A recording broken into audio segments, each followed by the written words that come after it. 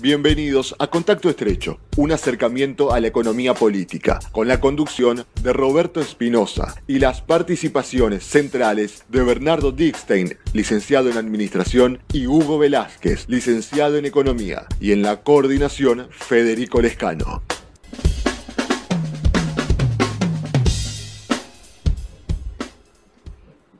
Bienvenidos a Contacto Estrecho. Abrimos segundo episodio en el que vamos a hablar de algo que habitualmente se menciona y pocas veces se explica. ¿Qué es la economía heterodoxa y qué diferencias tiene con la economía ortodoxa? Justamente aprovechando que contamos con especialistas, vamos a tratar de desmenuzar, tratar de ampliar, tratar de aclarar la diferencia entre economía heterodoxa y la economía ortodoxa. La ortodoxia económica hoy se la define como las escuelas que son parte de una corriente clásica o neoclásica. Los neoclásicos surgen allá por 1870 y hoy hay una escuela dominante dentro de los neoclásicos en economía que es parte de parte del origen, que es la escuela austríaca. Y son hay un término que se puso de moda ya en los 70, que es monetaristas, que digamos que dentro del conjunto de políticas económicas que puede plantear el Estado, ellos ponen el centro en la política monetaria. Y del otro lado están los heterodoxos, que hay un conjunto de escuelas, los neokeynesianos, la escuela francesa, algunas corrientes que vienen del marxismo, etcétera, y que podríamos considerarlo que son fiscalistas. Dentro de las políticas económicas ponen el centro más en la política fiscal que en la política monetaria. Eso especialmente los neokeynesianos, ¿no? Y además hay discusiones distintas sobre los orígenes de la inflación, las causas de la inflación, especialmente aplicado a América Latina. Hugo, y para entender, Hugo, para comprender el tema de la audiencia, de todos aquellos que por ahí necesitan de un ejemplo, el gobierno de Alberto Fernández es heterodoxo, es keynesiano, ¿cómo lo definirías? Todavía no está muy clara la definición. Amaga para la heterodoxia, pero por ahí parece que pega con la ortodoxia. Ah, caramba, ¿cómo sería eso? No, todavía no están claras las definiciones porque no hay un paquete de medidas económicas donde uno pueda ver claramente la orientación política de esa política económica, ¿no? Hace poquito lanzaron un paquete de medidas. ¿No lo considerás todavía como un paquete de medidas económicas suficiente como para poder tratar de entender de qué va la gestión de Alberto Fernández desde lo económico? Aún no queda para nada claro. Está como, se lo ve como un poquito a media agua. Uh-huh. Tal vez no nos olvidemos que estamos en una situación extraña, que es la pandemia, que cerró muchos caminos para la toma de decisiones. La prioridad empezó a darse en el tema de salud, para la toma de decisiones económicas, y además estamos en una crisis global generada por la pandemia. En una situación muy parecida a la crisis del 30, porque están cerrados los mercados comerciales internacionales. Ajá. Es muy parecido, entonces, en esa situación es muy parecido a la crisis del año 30, donde se cerraron los mercados internacionales, los comercios internacionales. Ajá. Y los países se empezaron a cerrar. Cuando algunos lo definen como el mayor golpe, ¿no?, que ha recibido la economía mundial de toda la historia, ¿es una exageración? No sé si de toda la historia, pero por lo menos hay un golpe fuerte que fue la crisis del 30, y tiene rasgos parecidos a la crisis del 30. por el cierre del comercio mundial, ¿no? Bernardo, Y un típico gobierno ortodoxo, en consecuencia, sería, por ejemplo, el de Mauricio Macri. Bueno, tampoco es tan fácil encasillarlo, pero sí, fundamentalmente el gobierno de Mauricio Macri apuntaba o se encasillaba en la aplicación de políticas ortodoxas. Complementando un poco lo que hace un rato decía Hugo, quizás en este escenario más contemporáneo, una de las principales diferencias entre la ortodoxia y las corrientes heterodoxas son, una, la interpretación que se le da al origen a las causas y al origen de la inflación, que de alguna manera Hugo lo expuso cuando habló de las políticas monetaristas, y la otra tiene que ver, quizás no tanto por una cuestión de ortodoxia y heterodoxia, pero tiene que ver también, coincide con cuál es el rol que le asignan estas dos grandes corrientes a la intervención del Estado en la economía. En definitiva, es una discusión, para sintetizarla un poco, una discusión que se reduce a más Estado o más mercado. Claro, y ortodoxas propugnan una política donde tenga preeminencia el mercado, y las corrientes heterodoxas tenderían un poco más hacia una mayor intervención del Estado. Bueno, justamente, y aclarar de que es una discusión dentro del sistema capitalista, que porque hay una tendencia en los últimos tiempos a una simplificación extrema de considerar a todos los que quieran alguna participación del Estado en la economía como comunistas, lo cual es falso de toda falsedad. Es una discusión dentro del capitalismo. Es una aclaración pero muy pertinente, muy oportuna, porque aún las corrientes más intervencionistas de la heterodoxia no tienen nada que ver con el socialismo o con el comunismo. Eso tiene que quedar perfectamente en claro. Aparte que cuando estamos hablando de regímenes de planificación central de la economía, lo que sería un comunismo, hay ciertas políticas de intervención que no tienen sentido, porque no hace falta, no hay un mercado donde intervenir, y esa es la discusión. El mercado en todo caso lo genera el propio Estado, entonces no tiene sentido intervenir.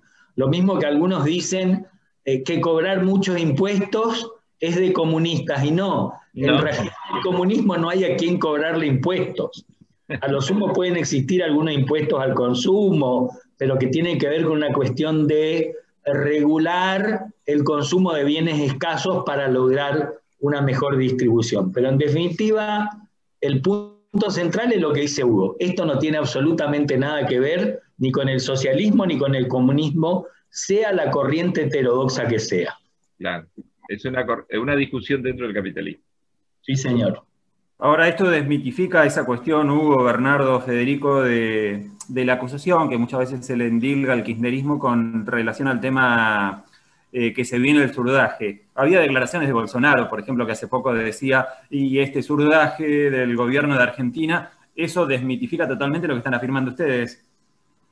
Sí, completamente. Es más, creo que Bolsonaro lo volvió a decir estos días, y tuvo una expresión ya muy rayana en la falta de respeto al conjunto de la sociedad argentina, donde más o menos lo que dijo es que, bueno, que la sociedad argentina se tenía que embromar por haber votado al surdaje, una cosa así. Es absolutamente ridículo y extemporáneo lo que dijo. Y aparte fuera de sentido, ¿no? Fuera de lógica, claro. Y fuera de lo que ocurre realmente por lo que están diciendo ustedes. Claro, es que hay que puntualizar algo. Bolsonaro está tan a la derecha que cualquiera está a la izquierda. Robert, cerrá, redondea este capítulo. ¿Esto qué sería, el primer bloque? El primer capítulo. Bien, vamos cerrando entonces el primer capítulo de presentación.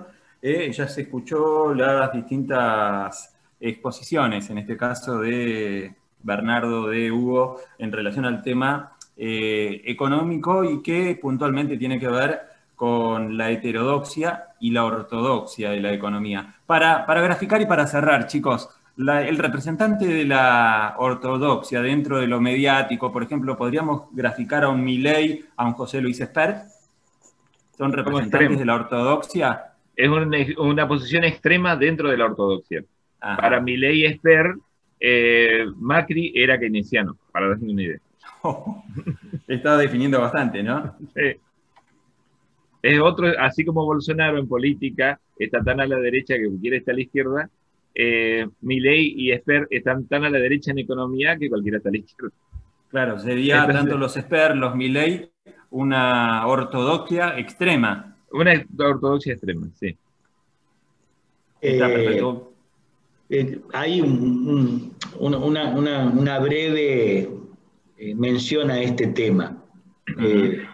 Convengamos que ni Milei, ni Espert y peor aún todavía Milei son los mejores exponentes académicos de la ortodoxia, porque uno puede no coincidir con los postulados de la ortodoxia, pero no se puede negar que tiene exponentes de alto valor, personas que han aportado mucho al avance del conocimiento.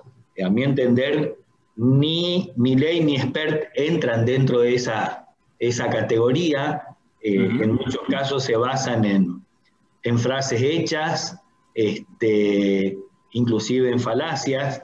Es como que tienen armado un discurso que está dirigido a cierto sector de la sociedad que pretende encontrar definiciones certeras, definiciones absolutas, pero que no tienen nada de precisión ni nada de rigor académico. Hay como Espert son extremadamente mediáticos. ¿A qué se debe tanta exposición mediática de ellos? Es una muy buena pregunta. Claro. Eso forma parte, es todo un plan de abordaje mediático y psicológico que hace el poder concentrado, no solo en Argentina, sino en América Latina en general. Sí. O sea, de última, estamos hablando de sectores que son muy poderosos, pero como no controlan el gobierno, entonces justamente están buscando hacer un desgaste que tiene que ver fundamentalmente con la exposición mediática y la fabricación de verdades a medias, que en definitiva son mentiras completas, lo que se conoce como la posverdad, y entre ellos, bueno, algo que supongo que en algún momento tocaremos, el tema de si se van o no se van empresas de la Argentina, por ejemplo.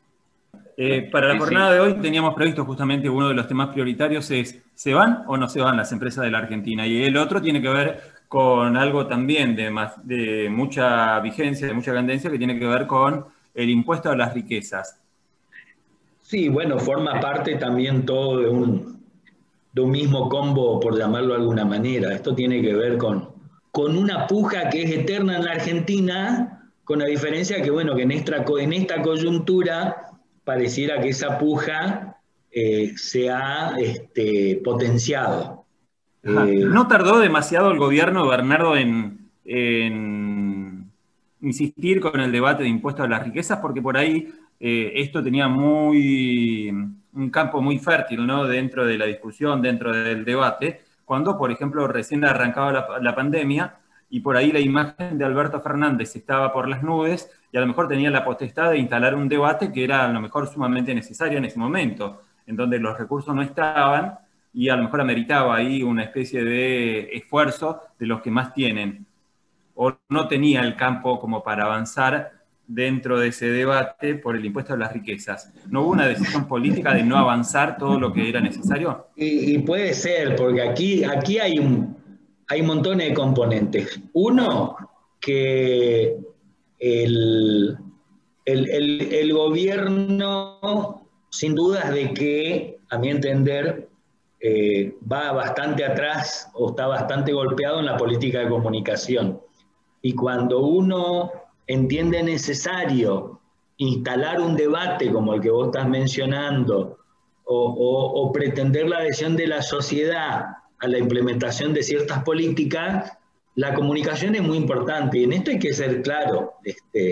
El gobierno, el sector público, yo prefiero designarlo de esa manera, no tiene en sus manos la mayoría de los medios, por lo menos los medios con más llegada y los medios más mediáticos. Y por otro lado, uno también se tiene que preguntar realmente cuál es la voluntad que existe dentro del frente gobernante para avanzar en este sentido. Porque es cierto que para implementar este tipo de políticas se necesitan consensos políticos, especialmente cuando uno no tiene las mayorías necesarias en el Parlamento, pero sin ningún lugar a dudas de que también hay un componente interno que eso tiene que ver con cuál es el límite o el techo ideológico dentro del propio gobierno. Pareciera, por las últimas exposiciones que se están viendo, de que el gobierno tiene intenciones de avanzar en esto. Quizás en forma un poco tardía, y es muy oportuno lo que vos estás mencionando, Robert, de que distinto hubiese sido instalar en la agenda pública este tema con 80 puntos de imagen positiva del presidente Fernández a los 53 puntos que tiene ahora. De todas maneras, aclaremos que la imagen positiva del presidente Fernández es exactamente la misma que había en épocas de prepandemia. Hugo, ¿querés aportar algo? Sí, de que hay en los medios de comunicación una voz unánime en contra del gobierno. O por lo menos, salvo algún medio por ahí un poco más afín al gobierno, los demás no son totalmente opuestos al gobierno. Ajá, a veces da la sensación, Hugo, que le pegan por derecha y le pegan por izquierda al gobierno. Sí, le pegan. Haga una cosa o haga otra, todo lo hace mal. Claro, había declaraciones de Roberto Navarro. Entre comillas, por favor, ¿no? Todo hace mal entre comillas, para estos medios, ¿no? Claro, hasta Roberto Navarro, que uno supone que era más o menos afín al gobierno nacional, daba algo así como una versión de, listo, ya se les terminó el tiempo, ¿por qué no renuncian? Palabras más, palabras menos, es lo que decía Roberto Navarro. ¿A qué se puede atribuir ese tipo de definiciones, incluso del periodismo del propio palo del gobierno que pega al gobierno? Huele a alguien que lo dejaron afuera y quieren que lo pongan adentro de vuelta. Sí, tal cual. Es una estrategia política en la Argentina que suena mafioso, le diré. Eso de apretar desde afuera para que vengan y te digan, muchacho, ¿qué querés? ¿Cuál es lo tuyo? ¿Qué querés? Para que lo integren cuando le critican mucho desde afuera, están como pidiendo una soga desde el gobierno para que lo lleven hacia adentro. Eso es una práctica clásica en Argentina. Sí, sí, me acuerdo cuando en un momento critiqué a un gobierno provincial, me acuerdo que otro me decía, callate, parece que estás queriendo un puesto, estás queriendo un cargo. Claro, atribuís entonces la definición de Navarro como que hay una cuestión de pauta, hay una cuestión de... un aspecto económico se podría definir entonces. Y sí. Yo creo que a los efectos, perdón, ¿no? Yo creo que a los efectos de hacer una evaluación de la marcha del gobierno en estos 10 meses, y especialmente en lo que tenga que ver con el abordaje simultáneo del problema de la economía y el problema de la pandemia, porque esto confluye todo, digamos, ¿no? a pesar de que tiene bastante exposición mediática, y yo no tomaría muy en cuenta las críticas que puede hacer un Roberto Navarro. No solo por lo que estamos sospechando aquí, de que es un problema de cargo de pauta, sino por una cuestión de tener elementos como para hacer una evaluación certera.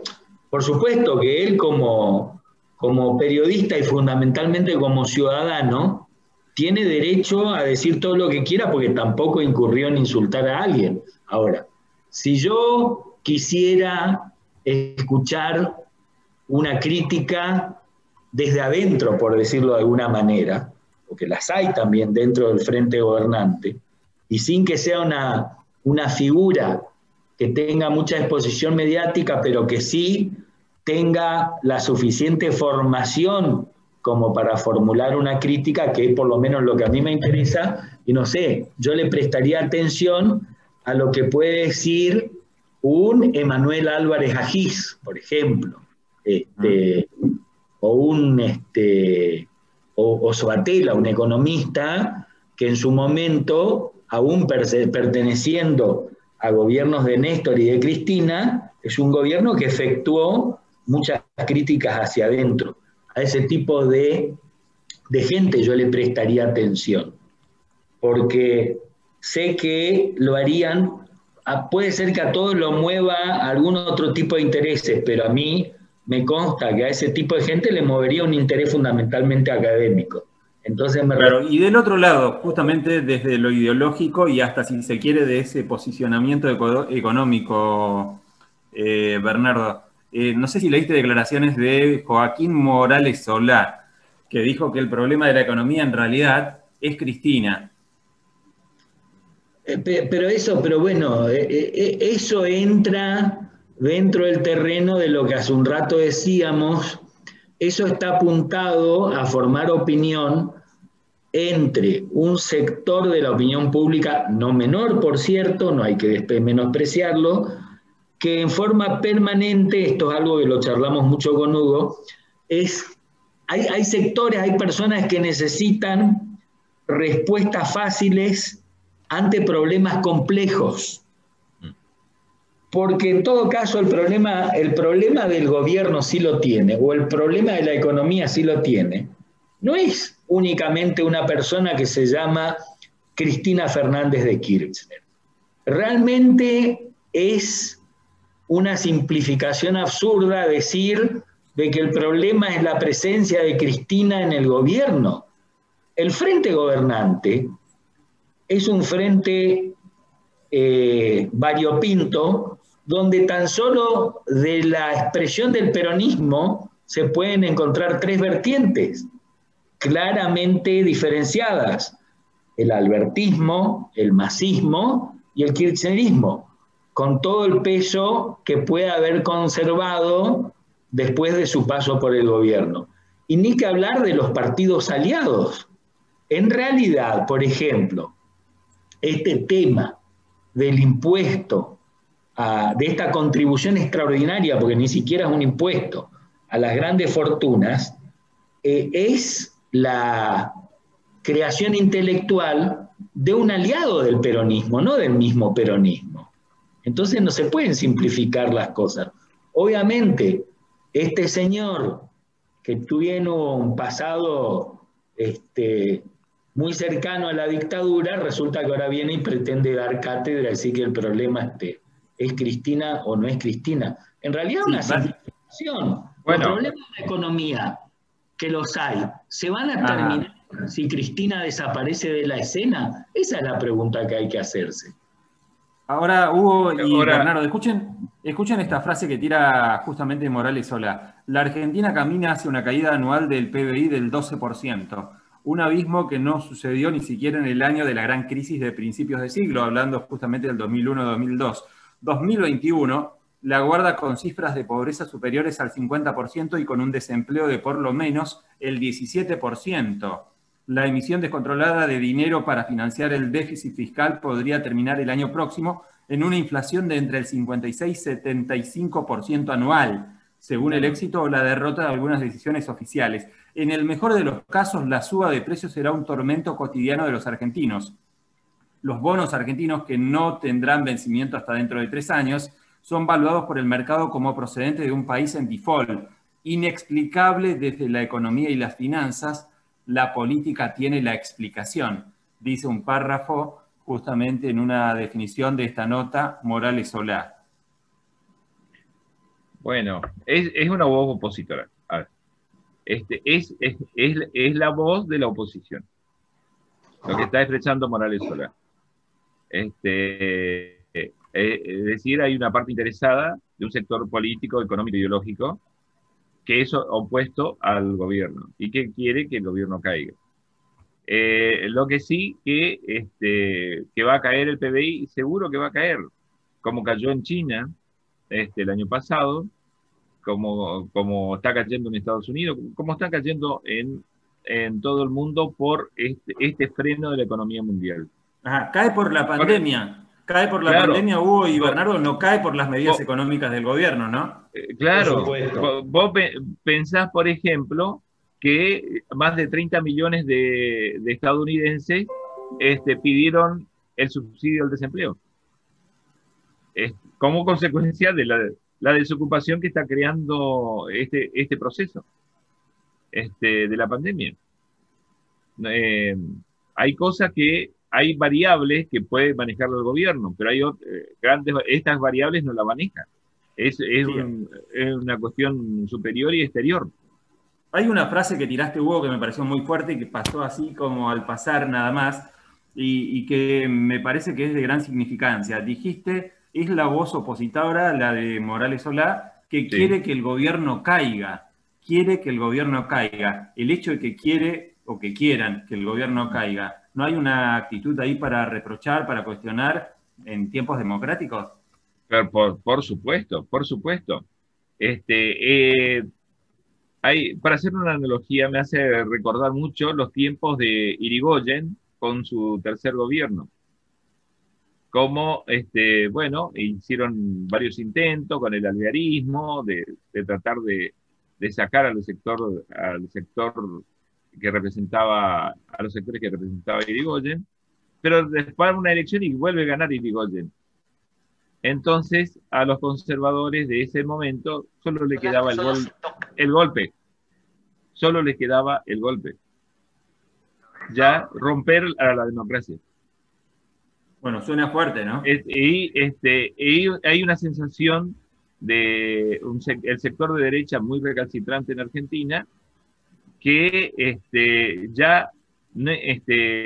con tal que caiga el gobierno no le interesa si perdemos la democracia como sistema.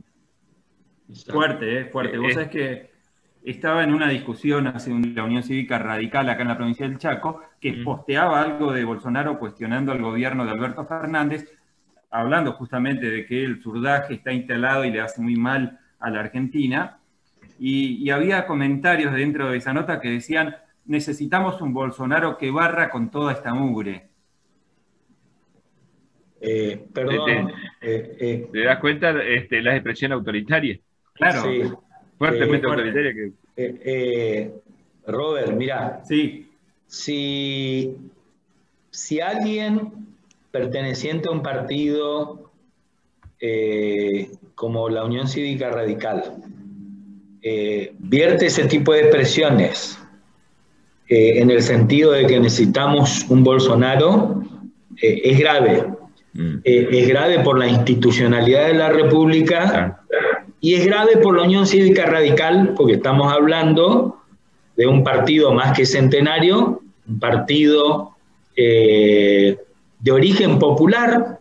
No nos olvidemos que en todo lo que sean los avances políticos y sociales, vino primero Irigoyen y después Perón.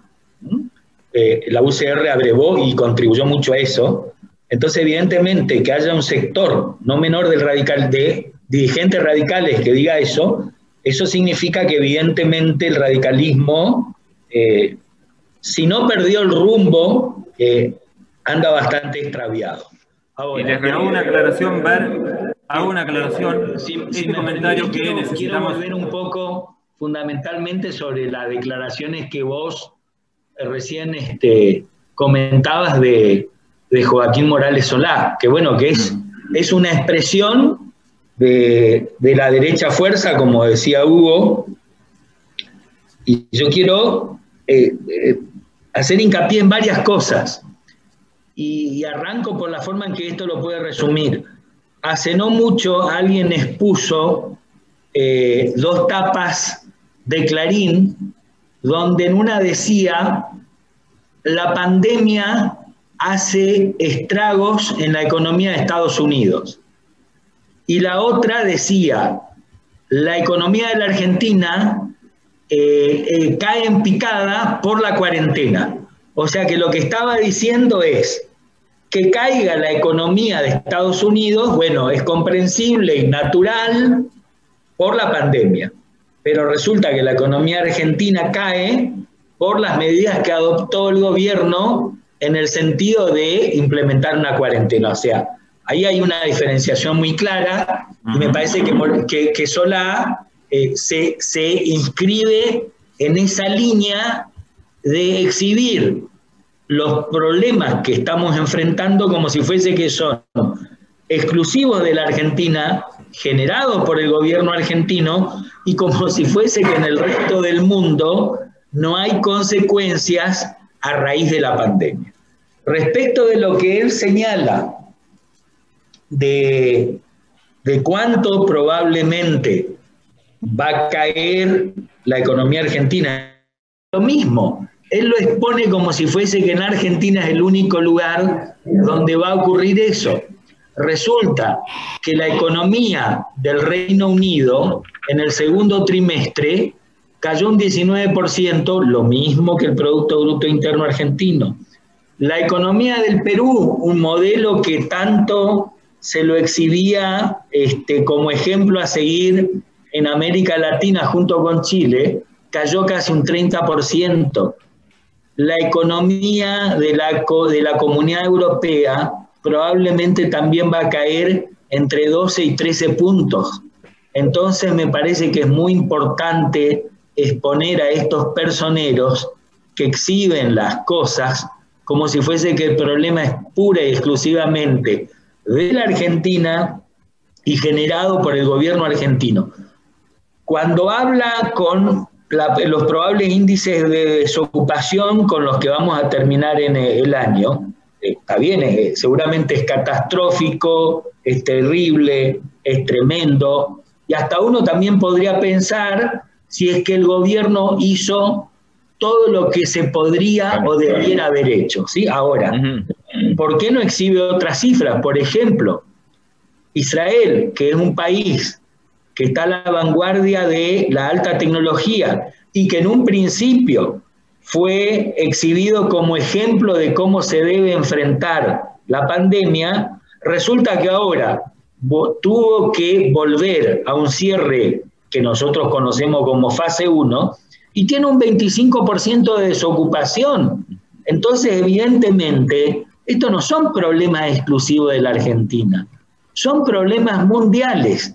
Y después, finalmente, otra cosa que probablemente uno puede decir, él no tiene la obligación de decirlo. ¿Qué es lo que él entiende o qué es lo que los sectores a los cuales él representa entienden que se debiera haber hecho? Y seguramente ese tipo de cosas nunca lo van a hacer porque sabe que sonarían antipáticas o serían dolorosas a ojos de la mayoría de la sociedad argentina. Por ejemplo, esos son los sectores que están militando a favor de la emigración desde la Argentina y están militando para forzar una devaluación muy fuerte de nuestra moneda. ¿Quiénes son los que están detrás, Bernardo, Hugo, de esa intencionalidad de devaluar la moneda? ¿Y con qué intereses, con qué finalidad? Bueno, no, perdona, yo quería agregar algo que es totalmente falaz el carácter singular de la política y la economía argentina en este momento. No es totalmente falaz. Ahí hay una crisis global de la cual estamos inmersos. Y realmente, como decía Bernardo, son neoliberales vergonzantes, que no se animan a exponer su política económica, que por mostrar los intereses inconfesables que los originan. Es para un sector concentrado, los intereses es para un sector concentrado de la sociedad y no necesariamente sectores productivos de la comunidad. Están más, los sectores neoliberales están más centrados en los sectores de las finanzas que de la producción económica. Y eso es un fenómeno que venimos trayendo desde el golpe militar del 76 a la fecha. Hay un dominio de la acumulación financiera sobre la producción industrial y sobre la producción agrícola ganadera.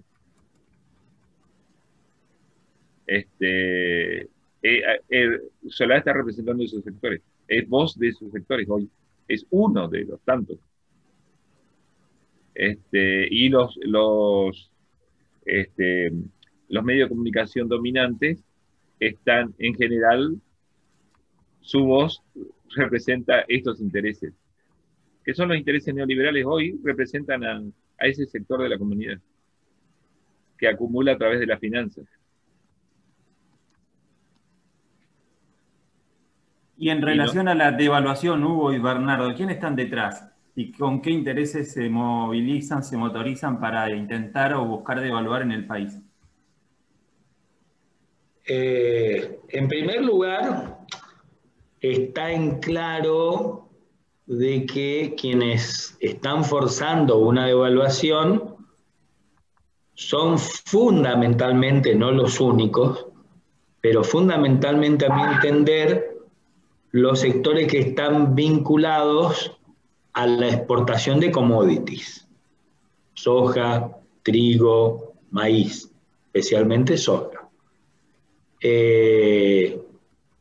Porque, a ver, porque uno se tiene que preguntar ¿qué ocurre cuando hay una devaluación? ¿Para qué sirve?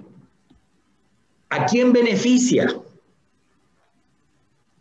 Entonces uno podría decir, bueno, una devaluación, supongamos que de 80 y tanto de pesos, que está en este momento el tipo de cambio vendedor oficial, la autoridad monetaria convalidaría todo o una parte de lo que se conoce como la cotización del dólar blue, y entonces de 80 y pico de pesos pasaríamos a 140 o 150. Entonces hay que pensar qué ocurriría, porque es cierto, en un principio recuperaríamos lo que se llama o que se conoce como competitividad externa, quiere decir que las exportaciones argentinas serían más baratas para el resto del mundo y supuestamente el resto del mundo demandaría más productos argentinos. ¿Quiénes se beneficiarían con esto? Lo que yo recién decía, claramente los sectores vinculados a la exportación. Ahora, ¿y quiénes se perjudicarían? Y la gran mayoría del conjunto y el resto de la sociedad. ¿Por qué? Porque la Argentina es un país que tiene su estructura productiva y en parte de consumo muy atada a la importación. Nuestra industria tiene que importar muchos bienes intermedios que a su vez aquí van a ser insumos para completar procesos industriales. También se importan cierta cantidad de bienes de consumo. Con lo cual, automáticamente el diferencial de la devaluación se va a trasladar a los precios internos. Si los salarios argentinos no se recomponen al ritmo de la devaluación, que eso es lo que los sectores poderosos quieren evitar, porque eso tiene que ver con la puja distributiva. En definitiva, quienes van a perder con una devaluación son los sectores que están atados fundamentalmente a ingresos fijos, es decir, cuyos ingresos no se actualizan al mismo ritmo de una devaluación. Y hay un tema más que yo quiero agregar.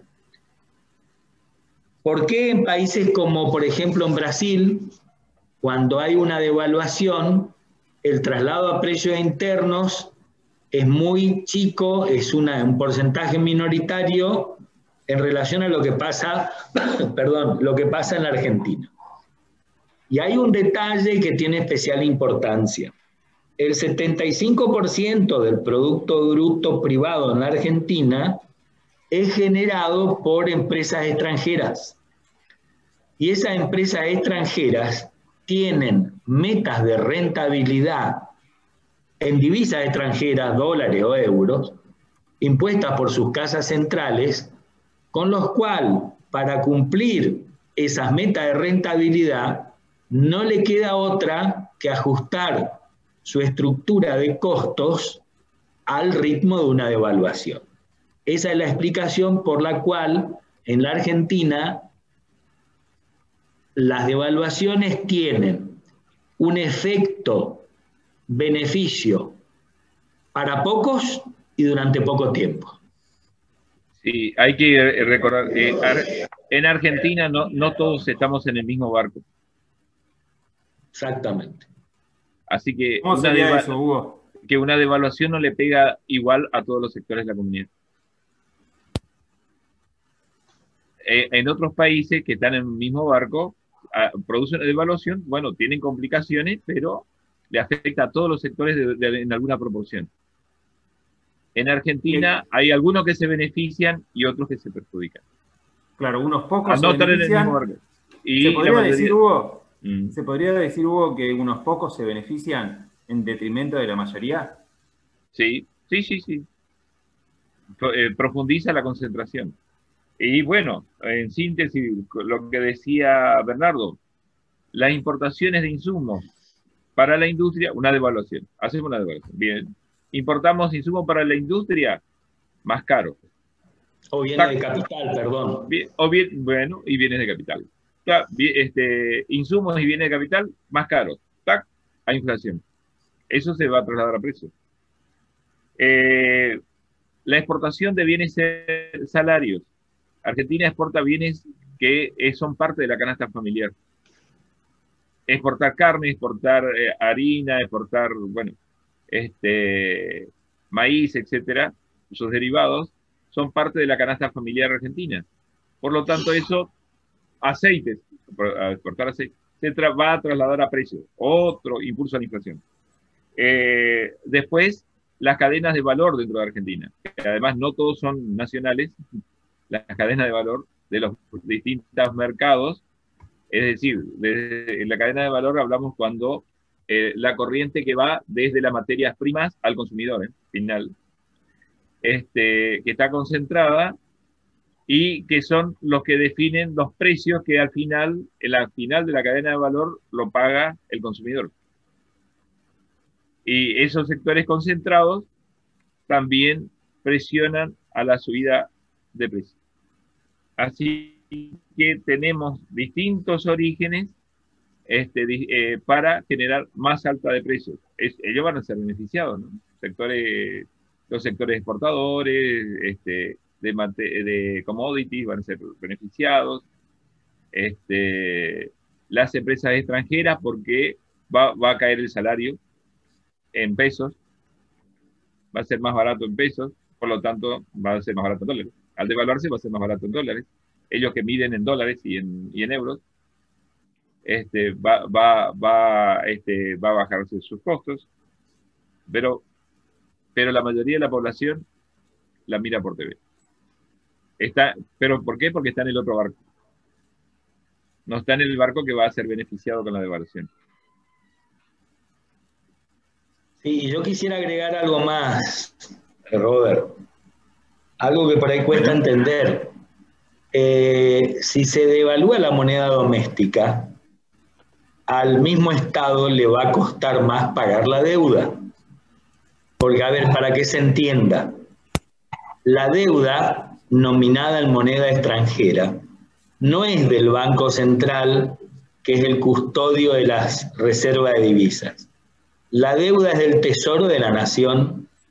Entonces, cada vez que el Tesoro tiene que hacer frente a un vencimiento de los servicios de la deuda, ya sea por intereses o por amortización de capital, tiene que salir a comprar esa cantidad de moneda extranjera que necesita para cancelar ese monto de la deuda. Entonces, la puede comprar abiertamente en el resto del mercado, o por el tipo de manejo que nosotros tenemos, se lo termina comprando al propio Banco Central. Más allá de la discusión que se abrió en momentos, en época de Cristina, acerca de si era válido o no utilizar reservas para pagar deudas, ¿sí? Y ahí está justamente, es donde se ve la diferencia que yo digo. Entonces, pero que en definitiva, dejando esa discusión de lado por el momento, no es lo mismo que el Tesoro de la Nación tenga que comprar dólares a 80 a que lo tenga que comprar para 150. Entonces, si lo va a tener que comprar a un mayor valor, uno se tiene que preguntar y de dónde van a salir esos mayores ingresos que el Estado va a necesitar para cancelar deuda. Obviamente, esos mayores ingresos van a salir ¿de dónde? Fundamentalmente de los impuestos. Y uno puede decir, bueno, pero gracias a una devaluación se puede reactivar más la economía, con lo cual el Estado va a recaudar más. Pero eso es una discusión dudosa, no produce un efecto tan inmediato. En definitiva, creo que estamos coincidiendo con Hugo de que para la mayoría de la población argentina, incluido el Estado, una devaluación no produce beneficios ni tampoco durante un tiempo prolongado. Son pocos los que se benefician de esto. Eso no significa que no haya que atender, obviamente, la relación de competitividad entre el valor del dólar, entre la cotización de la moneda extranjera y la capacidad de hacer atractivos los productos argentinos en el exterior. Pero eso tampoco justifica de que para que se beneficie un pequeño sector, el resto tenga que sufrir las consecuencias de la manera en que se lo está proponiendo. Y si esto a su vez genera una caída del salario, cae el consumo y a su vez cae la recaudación impositiva, por ejemplo. Porque el principal recaudador, el origen de la recaudación del Estado viene de los impuestos al consumo, del IVA específicamente. Cae el consumo, va a caer la recaudación del Estado.